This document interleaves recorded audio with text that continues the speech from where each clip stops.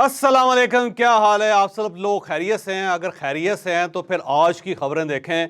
जनाब मियां शहबाज शरीफ साहब prime minister of Pakistan अपनी हर तकरीर में सिपा सलार का जिक्र ज़रूर करते हैं और अब अपना या कोई और कारनामा, जो भी कारनामा है, वो उनके खाते में डाल देते हैं। ये वैसे जो इतना ज़्यादा एतराफ़ है, इसकी वजह क्या हो सकती है, ये हम आपको आज के व्लॉग में बताएंगे। और मियां शहबाज शरीफ साहब जाते जाते इस्टेब्लिशमेंट को राज़ी क्यों करना चाहते हैं, ये भी हम आपको आज के व्लॉग में बताएंगे। और क्या ये वही कहानी नहीं दोहराई जा रही कि जो भी हुकूमत होती है, जो भी प्राइम मिनिस्टर होता है, वो आर्मी चीफ को बहुत ज़्यादा सपोर्ट करता है, उसकी बहुत ज़्यादा इज़्ज़त करता है, और जब वो इक़्तिदार से फारिग होता है तो फिर उसी आर्मी चीफ के ख़िलाफ़ हो जाता है। कहीं ऐसा ना हो कि कल मियां शहबाज शरीफ साहब इसी आर्मी चीफ के ख़िलाफ़ गुफ्तगू कर रहे हैं और ये कह रहे हो कि इन्होंने इलेक्शन नहीं होने दिया। तो ये क्यों बार बार एक ही स्टोरी दोहराई जाती है, ये भी हम आपको आज के व्लॉग में बताएंगे। और IMF ने पाकिस्तान को कर्जा देने का ऐलान कर दिया, लेकिन शराइत बड़ी सख्त हैं। इन शराइत का पाकिस्तान के अवाम को क्या क्या नुकसान हो सकता है, ये भी हम आपको आज के व्लॉग में बताएंगे।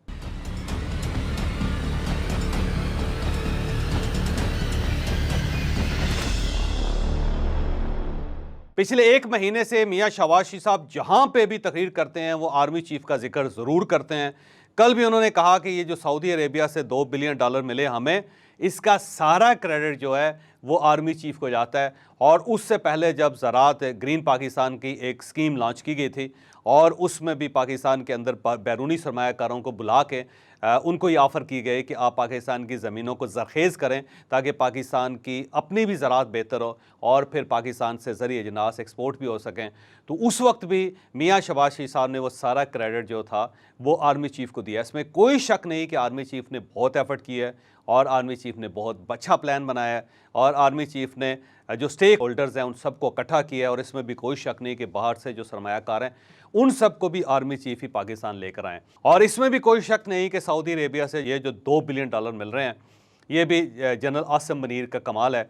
और यूएई से जो $1 बिलियन मिल रहा है, ये भी उन्होंने बहुत एफर्ट किया। और इसके साथ साथ चाइना को भी जो हमारे कर्ज़े हैं उसको रीशेड्यूल करवाने के लिए बहुत एफर्ट की। और आर्मी चीफ के कहने पे चाइनीज़ ने भी पाकिस्तान की मदद की। ये फैक्ट है, ये इसमें कोई शक नहीं है। लेकिन जब सिविलियन गवर्नमेंट की तरफ से बार बार इसका एतराफ़ किया जाता है पब्लिकली आवाम के सामने, तो फिर उससे गवर्नमेंट जो है या सिविलियन गवर्नमेंट जो है वो एम्बेरस होती है। उससे ये पता चलता है कि सिर्फ फ़ौज पाकिस्तान के अंदर काम कर रही है, सिविलियन गवर्नमेंट कोई काम नहीं कर रही। अब अगर सवाल ये है कि अगर IMF के साथ डील करनी फ़ौज का काम है, अगर ज़राअत के लिए डील करनी, ज़मीनें इकट्ठी करनी, प्राइवेट कंपनीज़ को देनी, फिर बाहर से सरमायाकारों को लाना, ये भी अगर अफवाज पाकिस्तान का काम है, फिर सऊदी अरेबिया से पैसे मांग के लाना, यूएई को राज़ी करना, और फिर चाइना से कर्ज़ों को रीशेड्यूल करना भी अफवाज पाकिस्तान का काम है, तो फिर सवाल ये है कि इसहाक डार साहब का क्या काम है, प्राइम मिनिस्टर साहब का क्या काम है? अगर ये सब कुछ अफवाज पाकिस्तान ने करना है तो फिर मेरा ख्याल ये है कि सिविलियन गवर्नमेंट को अपने सब दफ्तर बंद करके, अपने सारे फोल्डर्स बंद करके चले जाना चाहिए।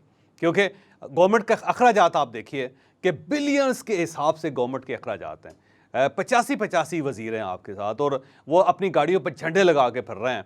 और इसके साथ साथ आप बाकी डिविजन्स देख लीजिए, फिर आप सिविल ब्यूरोक्रेसी देख लीजिए और उन सब के अखराजात देख लीजिए। मैं पहले बता चुका हूँ कि वफाकी हुकूमत की सिर्फ जो ब्यूरोक्रेसी है उसके पास 90,000 गाड़ियाँ हैं। इन 90,000 गाड़ियों को देख लें, फिर इनका पेट्रोल देख लें, फिर इनकी मेंटेनेंस देख लें, फिर दफ्तरों के ख़र्चे देख लें, फिर दफ्तरों के अंदर जो एनर्जी के अखराजात है वो देख लें, जो कागज़ इस्तेमाल होता है आप सिर्फ उसको देख लें, जो प्रिंटर्स इस्तेमाल होते हैं उसको देख लें। और उसके बाद अगर सिविलियन गवर्नमेंट ने फिर भी अफवाज पाकिस्तान की तरफ देखना है और जब कोई काम हो जाए और फिर अफवाज पाकिस्तान का शुक्रिया अदा करना है, तो फिर सवाल फिर वही है, इतने बड़े सिस्टम की, इतने बड़े ताम झाम की फिर ज़रूरत क्या है? फिर इन सब को वाइंड अप हो जाना चाहिए। फिर वज़ीर आज़म पाकिस्तान को भी मेरा ख्याल है घर भिजवा देना चाहिए। उन्होंने कहना चाहिए कि आप मॉडल टाउन में तशरीफ़ रखें और ये सारा काम जो हम खुद कर लेंगे। मेरा ख्याल है कि एतराफ़ ज़रूर करना चाहिए दूसरों की एफ़र्ट को, लेकिन साथ साथ अपनी सिविलियन गवर्नमेंट को भी या सिविलियन अदारों को भी इतना ज़्यादा इस्टेब्लिश करना चाहिए कि वो भी काम करते हुए नज़र आएँ। जब ज़राअत भी आप नहीं चला सकेंगे, जब आप दूसरे कौमों को कन्विंस भी नहीं कर सकेंगे, जब आप कर्ज़े भी रीशेड्यूल नहीं करवा सकेंगे, जब आप IMF को भी राज़ी नहीं कर सकेंगे, और जब आप सऊदी अरेबिया यूएई से पैसे भी नहीं मांग सकेंगे, और जब आप इलेक्शंस के लिए भी फ़ैसला खुद नहीं कर सकेंगे, जब सुप्रीम कोर्ट ऑफ पाकिस्तान को भी आप कन्विंस नहीं कर सकेंगे, जब आप इमरान खान साहब को 9 और 10 मई के बाद भी गिरफ्तार नहीं कर सकेंगे, तो फिर सिविलियन गवर्नमेंट की, सिविलियन सेटअप की क्या ज़रूरत है? एक सवाल है। लेकिन मैं क्योंकि पिछले 35 साल से देख रहा हूं, जब से मैं जर्नलिज्म में आया हूं, 30 साल जर्नलिज्म में मुझे प्रैक्टिकल जर्नलिज्म में हो गए, तो जब से मैं जर्नलिज्म में आया हूं, मैं ये देख रहा हूं कि हर प्राइम मिनिस्टर हर आर्मी चीफ की तारीफ करता और ऐसे ऐसे कलाबे मलाता है उनकी तारीफ में कि हैरत होती है।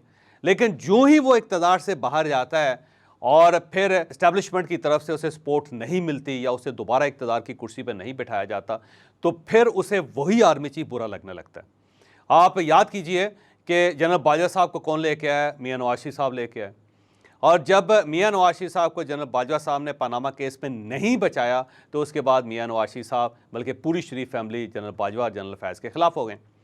फिर इधर से अपोजिशन बार बार जनरल बाजवा का जिक्र करती थी, जनरल फैज़ का जिक्र करती थी, और दूसरी तरफ से इमरान खान साहब जो हैं वो बल्ले बल्ले करते थे। वो कहते जनरल बाजवा जैसा जर्नैल जो है वो पाक फ़ौज को आज तक नहीं मिला, ये सबसे ज़्यादा डेमोक्रेटिक जर्नैल हैं और इन्होंने जो हमारी सपोर्ट की, इन्होंने हमारी फ़ॉरेन सर्विस में, फ़ॉरेन अफेयर्स में सपोर्ट की, इन्होंने हमें पैसे ला के दिए बाहर से, इन्होंने IMF को डील किया, इन्होंने FATF को डील किया। इमरान खान रोज़ाना जनरल बाजवा और जनरल फैज़ की तारीफ़ किया करता था। और फिर जब इमरान खान साहब के खिलाफ अदम एतमाद आई और जनरल बाजवा साहब ने इमरान खान की गवर्नमेंट नहीं बचाई, तो फिर उसके बाद इमरान खान साहब ने क्या क्या नहीं किया।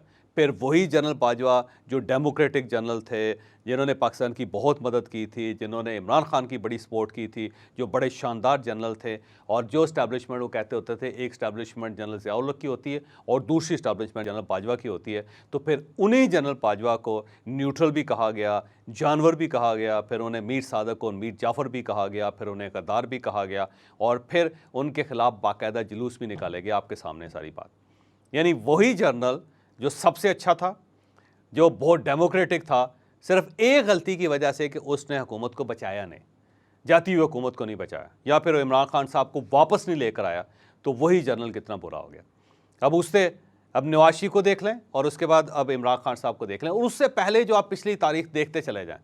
अब सवाल यह है कि कल को अगर मियां शहबाज शरीफ साहब वापस नहीं आते, वक्त पे इलेक्शन नहीं होते, कोई भी वजह हो सकती है, सैलाब आ सकते हैं, ज़लज़ले आ सकते हैं, कोई जंगी सूरत हाल हो सकती है, पाकिस्तान की इकॉनमी ख़राब हो जाती है, IMF इजाज़त नहीं देता इलेक्शन की, कुछ भी हो सकता है।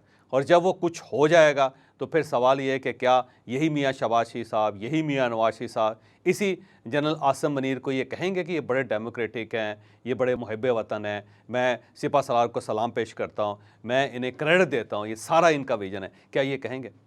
मेरा नहीं ख्याल कि ये कहेंगे, क्योंकि मुझे बाज़ औक़ात ये महसूस होता है कि जो भी गवर्नमेंट होती है उसका सिर्फ एक ही टारगेट होता है कि मुझे इक़्तिदार में रखा जाए, और अगर तो इस्टेब्लिशमेंट उनको बैक करती है, अगर उन्हें इक़्तिदार में रखती है, तो फिर उन्हें वो जनरल और वो इस्टेब्लिशमेंट बहुत अच्छी लगती है।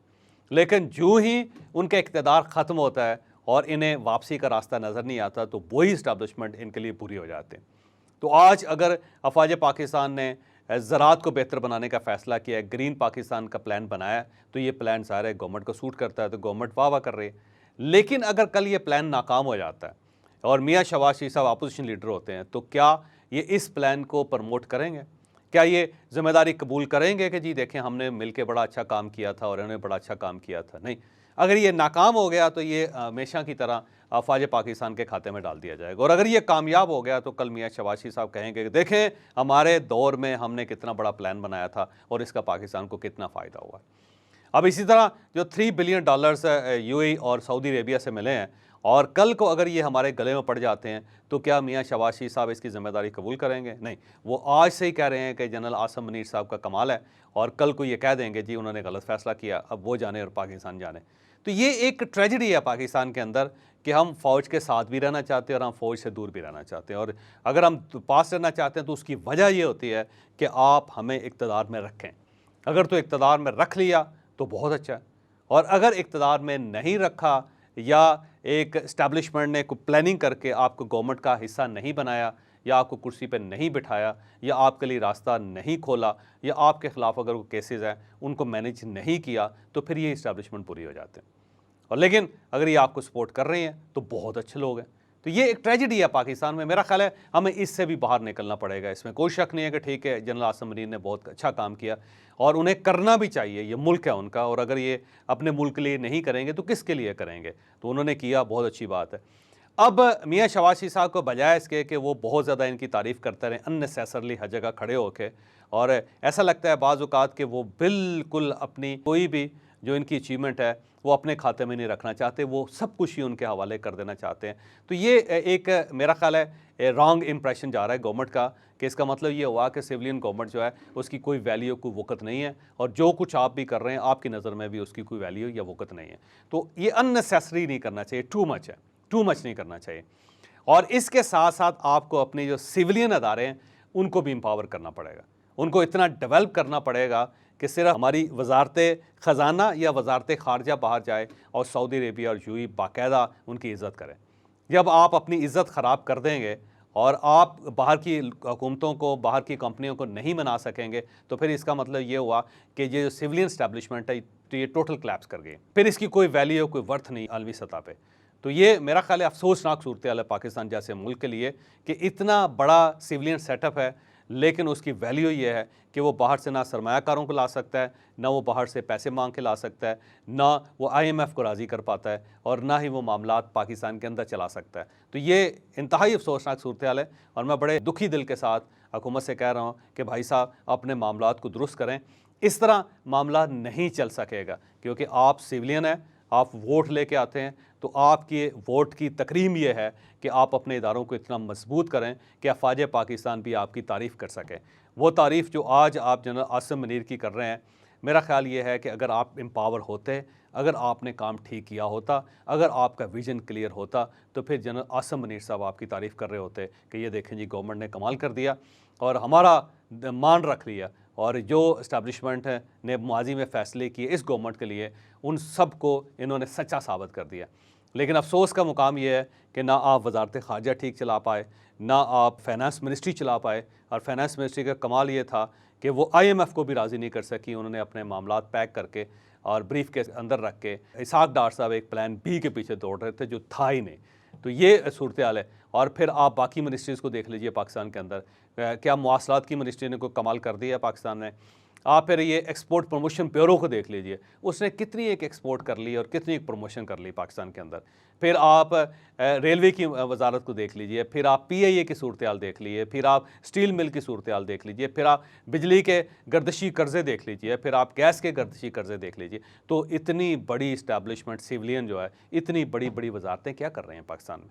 जब आपके पल्ले कुछ है नहीं और आप कुछ कर नहीं सके, तो फिर मेरा ख्याल है कि इस तरह अपनी खिफत ना मिटाएं, अपनी नाकामी तस्लीम करें कि हमने जो कुछ करना था हम वो नहीं कर पाए, और फिर ये फ़ैसला करें कि जो नेक्स्ट हमारा दौर आएगा हम सिविलियन अदारों को इतना एम्पावर कर देंगे कि इनकी भी कोई इज़्ज़त होगी। ये महकमा ज़राअत जो है, या हमारी जो ज़राअत की मिनिस्ट्री है, वो बाहर जाएगी और बाहर से इन्वेस्टर्स को लेके आएगी। फिर मेरा ख्याल है फिर पाकिस्तान तरक्की करेगा। अगर आप सारा बोझ ये अफवाज पाकिस्तान के ऊपर डालते चले जाएंगे, तो फिर अल्टीमेटली क्या होगा? फिर वही वक्त आ जाएगा कि एक कर्नल लियाकत साहब पार्लियामेंट हाउस के अंदर बैठे होंगे, जो पार्लियामेंट की कार्रवाई है उसको मॉनिटर कर रहे होंगे, वही MNAs को बुला रहे होंगे, वही एक कानून साजी कर रहे होंगे, वही उसके ऊपर दस्तखत करवा रहे होंगे आपसे, वही आपके लिए वोटिंग का बंदोबस्त कर रहे होंगे। फिर अल्टीमेटली आपकी पार्लियामेंट भी वही चलाएंगे, और फिर इसके साथ साथ शायद वो वक्त भी आ जाए कि अदालतों के अंदर भी आपको कर्नल्स और ब्रिगेडियर्स बिठाना पड़ जाए। तो सर उस वक्त से घबराएं आप।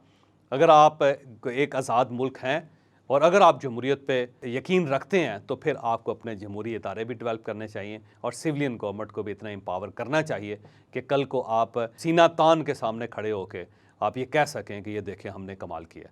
इस तरह अगर आप हर चीज़ फ़ौज के ऊपर डालते चले जाएंगे तो अफवाज पाकिस्तान क्रैश कर जाएगी। वो क्या क्या करेगी जी? ये देखें, सैलाब भी आप उसके खाते में डाल देंगे, गर्दशी कर्ज़े भी उनके खाते में डाल देंगे, और जो प्राइम मिनिस्टर ऑफ पाकिस्तान ने पिछले दिनों कहा था कि ये जो जाली अद्वियात हैं इनसे निपटने के लिए भी मिलिट्री कोर्ट्स के अंदर मुकदमे चलाने चाहिए। तो फिर उसके बाद क्या बचता है? फिर मेरा ख्याल है आप ये जो ट्रैफिक के कवानीन की खिलाफ वर्जी होती है और उसमें जो लोगों को पकड़ना होता है या उसमें जो जुर्माने करने होते हैं, ये भी फिर आप अफवाज पाकिस्तान के हवाले करते हैं। उनसे कहें जी आप सड़कें भी ले लें और यहाँ पे खड़े होकर चालान करते रहें, और उसके बाद ट्रैफिक को भी ठीक करें। तो अगर ये सब कुछ ही उन्होंने करना है, तो मेरा आपसे फिर सवाल ये है कि आखिर आपने क्या करना है? आप किस मर्ज़ की दुआ हैं?